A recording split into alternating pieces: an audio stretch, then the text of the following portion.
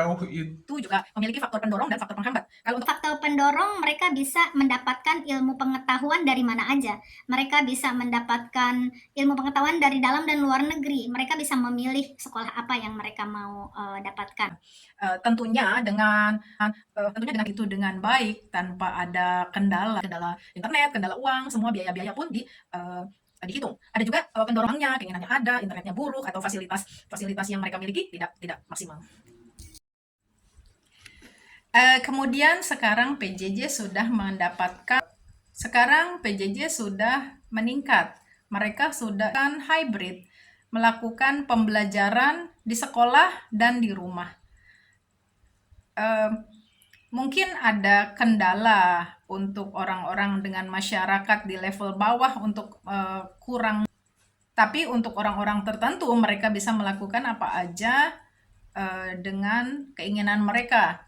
Bagaimana cara juga apabila, kalau dulu yang saya tahu itu apabila orang tuanya kerja LSM, mereka bekerja di hutan, anaknya itu disekolahkan dengan sistem homeschooling. Mereka mendapatkan ilmu pengetahuan tanpa harus duduk di sekolah seperti gitu. Tentunya mereka juga belajar lebih banyak, belajar tentang alam, belajar aktivitas yang lain, belajar kerajinan, keterampilan yang lain. Mungkin mereka lebih lebih lebih kreatif ya, lebih ke bagaimana mengupas karakter-karakter siswa menjalani pendidikan jarak jauh seperti itu.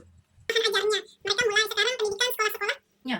Dan bagaimana kita menghadapi itu sebagai pendidik, kita juga harus mendapatkan solusinya. Bagaimana generasi sekarang ini pengajarnya itu menurut saya. Tetapi bagaimana cara kita memasukkan option ya, pilihan-pilihan tertentu untuk generasi sekarang itu mendapatkan, mereka berpikir lebih luas, memberikan solusi-solusi dari proyek yang mereka buat. Jadi mereka tidak selalu mendapatkan satu objek yang mereka harus kerjakan dan selesai. Itu tidak, menurut saya lebih baik pendidikan jarak jauh itu sudah biasa ya.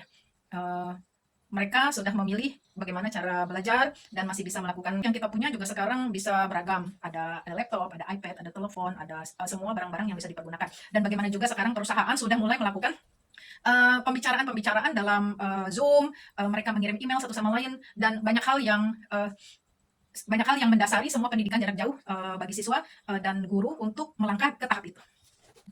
Dengan pendidikan, relevansinya adalah kita harus benar dengan mudah, tapi juga ada yang tidak bisa menerima pembelajaran yang dilakukan oleh gurunya. Mungkin tuh ada beberapa orang yang senang dengan belajar mandiri, mereka bisa survei, mereka bisa mencari semua informasi yang ada dari internet. Ada juga siswa yang tidak bisa melakukan pembelajaran seperti ini, mereka harus melakukan kontak mata ya.